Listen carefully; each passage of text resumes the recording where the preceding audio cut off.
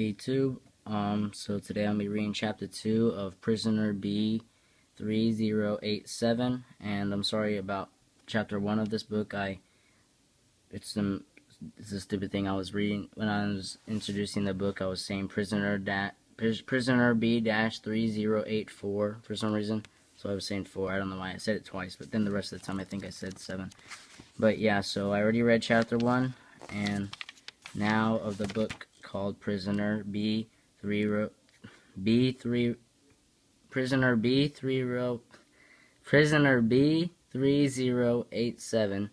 I'll be reading chapter 2 on page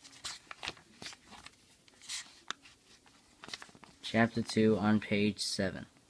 So here we go. Chapter 2. German soldiers filled the streets of Krakow. They marched in their smart gray uniforms with their legs locked straight and thrown out in front of them in the way ducks walk.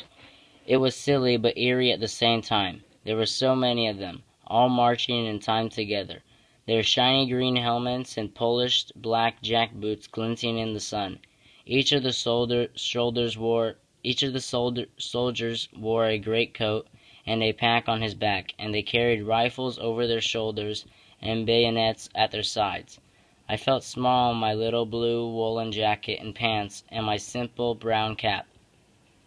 There were tanks too, panzers, they called them, great rumbling things with treads that clanked and cannons that swiveled on top. We came out to watch, all of us, men, women, and children, Poles and Jews. We stood on the street corners and watched the Germans march through our city. Not all of Poland had fallen. The radio told us Warsaw still head out, as did Bergerac, Siedlce, and Lodz. But the Germans were our masters now, until our allies, the British and the French, arrived to drive them out.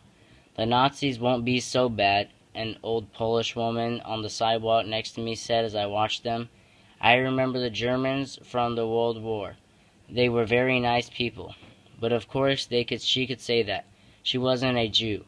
For weeks we tried to live our lives as though nothing had changed, as though an invading army hadn't conquered us. I went to school every day. My father and uncles and cousins still went to work, and my mother still went to the store.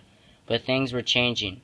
At school, the Polish boys wouldn't play soccer with me, and no Poles or Germans bought shoes from my father's store. Food became scarce too, and more expensive. Then one morning I walked to school, and it was canceled, for good, I was told. No school for Jews.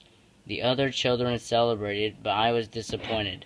I loved to read any and all books, but especially books about America and books about doctors and medicine.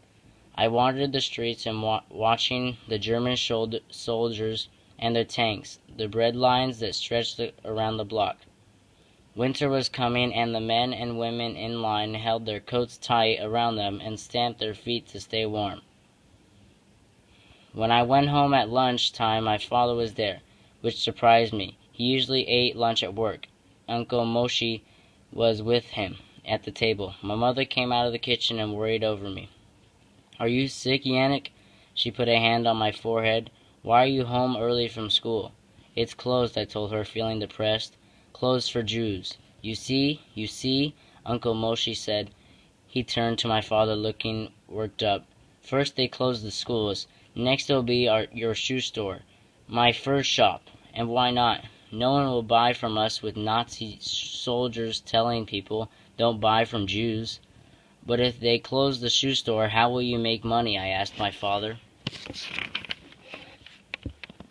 "Jews are not to make money," Moshe said. "We have ration cards now for food, with J's all over them. J for Jew." "This will pass," my father said. "They'll crack down for a time, and then things will get easier again. It's always the same. We just have to keep our heads down." "Yes," Moshe said. He tapped the open newspaper behind him, my father. "Jews must keep their heads down and not look Germans in the face. We can't speak unless spoken to. We can't walk on the main streets of our own city. We can't use the parks, the swimming pools, the libraries, the cinemas.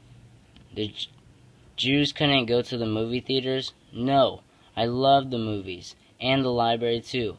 Where would I get the books to read if I wasn't allowed to go to school either? I hurried to Moshe's side to see what he was talking about. There in the paper were new rules for the Jews. My heart sank. It was true. No more parks, no more libraries, no more movie theaters. And there was to be a nightly curfew for all Jews, young and old. We were to be in our houses and off the streets by 9 p.m. And armbands with the Star of David on them. Uncle Moshe said, they are marking us, branding us like the cattle in those American pictures Yannick likes so much. Next they'll be taking all our money. Mina, tell your husband. What would you have us to do? Moshe, my mother said, putting her hands on my father's shoulders. We haven't the money to leave, and even if we did, where would we go? My father reached up to hold my mother's hand. We must not lose faith, Moshe. See how easy it is to keep your faith when the Nazis take it away along with everything else, Moshe told him. My father smiled. Let them take everything. They cannot take who we are. I sat down at the table to eat, and my mother brought out a small tureen of tomato soup, a loaf of bread, and a wedge of cheese. So little, I asked. It's the rationing. The groceries are all closed, Mother said. We'll make do, my father said. We were spoiled before anyway. I hadn't felt spoiled, but I didn't say anything. I just wished the Germans hadn't taken my lunch. Late that night, long after curfew, cries of fire woke us. I ran from the bedroom frightened. What is it? I cried when I saw my parents in the living room. Is our building on fire? What do we do? No, Father said. It's the synagogue. The synagogue was the place where we worshipped every Sabbath and where I was studying for my bar mitzvah. I leaned out the windows and saw it down the street, engulfed in flames. My father hurried to put his coat on over his pajamas to go and help put out the fire, but a loud crack from the street brought me and my parents to the window again.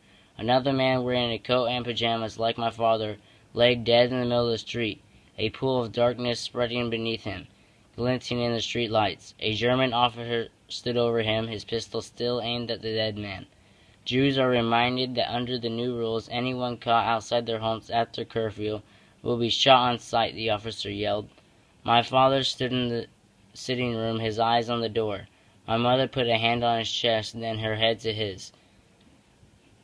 Some unspoken communication passed between them, and in a few moments my father took his coat off again and sent me back to bed. If you want to hear about Chapter 3, then look for my next video.